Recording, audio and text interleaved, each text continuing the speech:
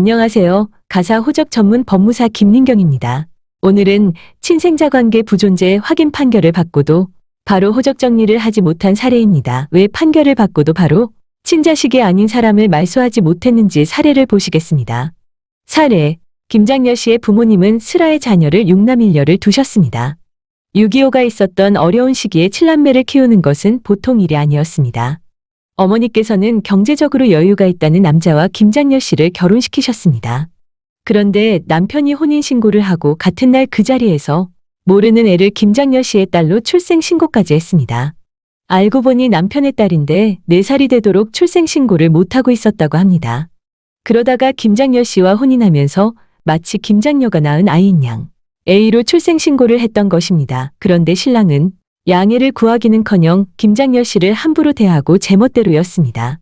김장녀 씨는 우리 친정이 약하니까 나를 종부리듯 하는구나 생각하고 몰래 도망 나왔습니다. 그 후 현재의 남편을 만나 혼인신고를 하고 자녀도 낳고 살았습니다.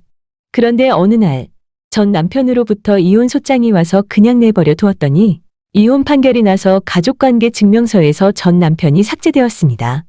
그러다가 최근에 가족관계 증명서를 발급받고서 거기에 첫 번째 남편이 허위 출생신고한 딸이 아직도 버젓이 등재되어 있는 것을 발견했습니다. 50년 전에 이혼을 했는데 그 사람의 딸인 A가 아직도 김장녀 씨의 호적에 딸로 있는 것입니다. 김장녀 씨는 고령이어서 하루빨리 딸이 아닌 사람을 호적에서 빼야 했습니다. 그래서 A를 상대로 친생자 관계 부존재 확인의 소를 제기했습니다. 판결이 확정되자 확정증명원을 발급받은 후 구청에 가서 판결대로 등록부 정정 신청을 했습니다.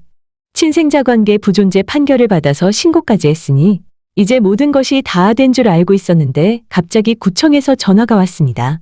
신고에 따른 호적 정리를 할 수 없다는 것입니다. 법원에서 판결을 해주었는데도 친자관계 정정이 안 될 수도 있나요? 그렇습니다. 지금 당장은 A를 말소하는 정정이 안 되고 먼저 이중 등록부를 정정해야만 판결에 따른 친생자 관계를 정정할 수 있습니다. 김장녀 씨가 남편과 이혼하지 않은 상태에서 현재의 남편과 혼인신고를 할 수 있었다는 것은 김장녀 씨가 이중 호적이었기 때문에 가능했던 것입니다. 이중 호적은 오늘날은 이중 가족관계 등록부입니다. 이중 등록부를 가진 사람은 먼저 이중 등록부를 정정하기 전에는 어떤 신고가 있더라도 기록을 할 수 없습니다.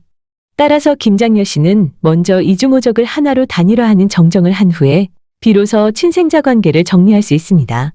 김장녀 씨는 이중호적 정정 절차를 진행하는 동안은 친생자 관계 부존재 판결에 따른 정정을 할 수 없습니다. 그래서 이중호적을 정정한 후 나중에 과태료를 내고 A를 말소하는 정정 신청을 해야 합니다. 그런데 왜 과태료를 내야 할까요?